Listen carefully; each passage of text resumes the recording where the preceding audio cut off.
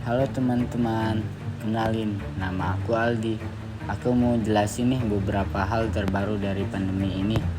Teman-teman tahu tidak, COVID-19 merupakan penyakit menular loh, yang mana sebagian besar orang yang tertular mengalami gejala ringan sehingga mematikan.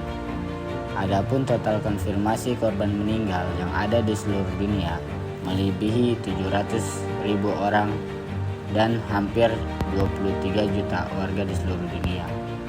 Dan konfirmasi positif dengan 14 juta orang diantaranya sudah dinyatakan sembuh dari penyakit virus mematikan ini.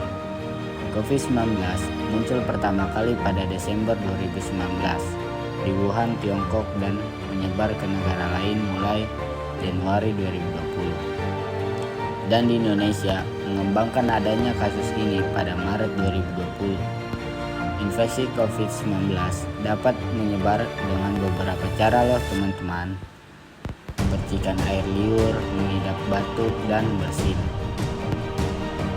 menyentuh tangan atau wajah orang yang terinfeksi, menyentuh mata, hidung atau mulut setelah memegang barang yang terkena percikan air liur pengidap COVID-19. Dan yang terakhir, tinja atau feses. Sejak awal munculnya virus ini terus berevolusi dapat dibuktikan dengan gejala-gejala yang ditimbulkannya. Gejala tersebut berjumlah 11 dengan 3 diantaranya adalah gejala baru seperti yang dilansir di Mandiri InHealth, di mana biasanya gejala ini muncul dalam 2 hingga 14 hari setelah penderita terekspos virus ini. Ada demam atau menggigil, batuk, napas pendek, atau kesulitan bernafas, kelelahan, pegal-pegal atau nyeri otot, sakit kepala, disfungsi indera, pengecap, dan penciuman, sakit tenggorokan, hidung mampet dan berair, mual atau muntah, dan yang terakhir diare. Siapapun dapat terinfeksi virus ini, dan sampai saat ini memang belum ditemukan vaksinnya. Akan tetapi, ada beberapa pencegahan yang dapat kita lakukan agar tidak terjangkit COVID-19. Berikut beberapa caranya. Rutin dan rajin mencuci tangan dengan sabun dengan air mengalir selama 20 detik hingga bersih. Dan ketika tangan kotor serta belum dicuci sebisa mungkin untuk tidak menyentuh wajah, hidung, dan mulut. Hindari juga kontak langsung dan tetap berjaga jarak dengan orang lain, terutama dengan orang yang sedang sakit. Selalu jauhi hewan maupun unggas liar dan juga hindari menyentuhnya. Kemudian, jika gunakan tisu untuk menutupi hidung dan mulut ketika bersin ataupun batuk, dan jika sudah, segera buang tisu tersebut. Jangan keluar rumah dalam keadaan sakit. Oh iya, jangan lupa juga untuk konsumsi selalu vitamin C dan beberapa suplemen lainnya sebagai peningkat imunitas tubuh. Dan juga terakhir, jangan lupa juga untuk tetap menggunakan masker apabila ingin keluar rumah, membeli peralatan atau bahan logistik yang memang benar-benar diperlukan. Namun, sebelum menggunakan masker, banyak hal yang harus diperhatikan karena biasanya terdapat beberapa kesalahan yang sering terjadi ketika menggunakan masker, seperti yang sudah ditulis oleh Sarah Bondel dan dilansir oleh Movit Concert Center. Kesalahan pertama, yaitu ketika masker hanya menutupi mulut kita. Masker harus menutupi lebih dari sekedar mulut. Posisikan masker mulai dari pangkal hidung sampai dagu. Kesalahan kedua, yaitu saat masker selalu longgar. Sebelum menggunakan di luar rumah, pastikan masker menempel dengan pas dan nyaman di wajah kita, terutama saat digunakan untuk bernafas. Kesalahan ketiga, yaitu ketika kita memegang masker. Saat masker digunakan, alangkah lebih baiknya kita bersihkan tangan terlebih dahulu sebelum menggunakan masker.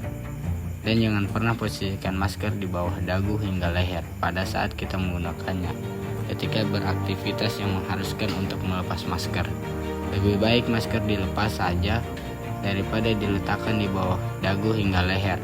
Kesalahan keempat, yaitu pada saat melepas masker.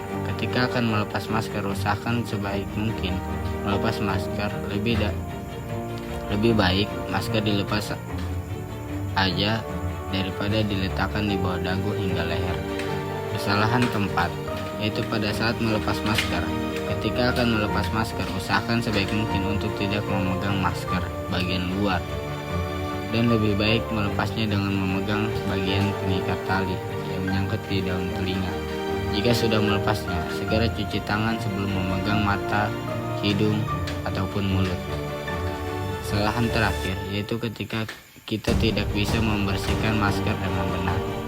Untuk menggunakan kembali masker kain, kita harus memastikan terlebih dahulu apakah masker kita terkontaminasi atau tidak. Kemudian masker tersebut harus sering dibersihkan ya teman-teman. Bisa menggunakan mesin cuci untuk membersihkannya. Selain masker, terdapat juga loh pelindung muka dari plastik yang mungkin lebih dikenal dengan nama face shield. Pelindung ini banyak digunakan untuk melindungi masyarakat ketika di luar rumah. Namun apakah pelindung plastik ini memang benar-benar bisa melindungi muka dari infeksi udara dengan baik? Berikut seputar informasi yang dilansir oleh laman BBC Feature mengenai hal ini. Mohon simak ya teman-teman. Setiap kita mengucapkan beberapa kata, ternyata secara tidak langsung kita juga menyemprotkan ribuan tetesan aerosol. Kemudian apabila terdapat seseorang yang terinfeksi virus, maka ia akan menyemprotkan ribuan tetesan aerosol yang sudah terinfeksi virus.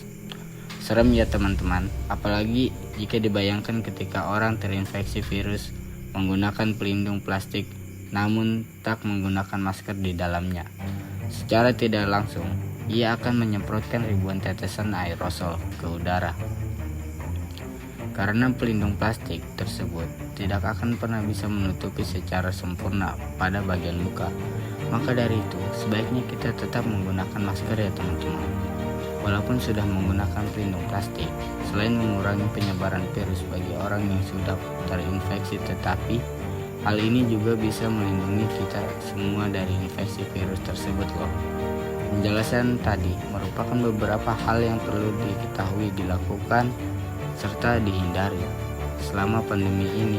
Namun alangkah lebih baiknya kebiasaan-kebiasaan baik tersebut tetap kita terapkan di luar pandeminya. Pesan untuk teman-teman, tetap jagalah kesehatan diri kita dan juga ciptakan lingkungan yang sehat serta tetap berada di rumah saja.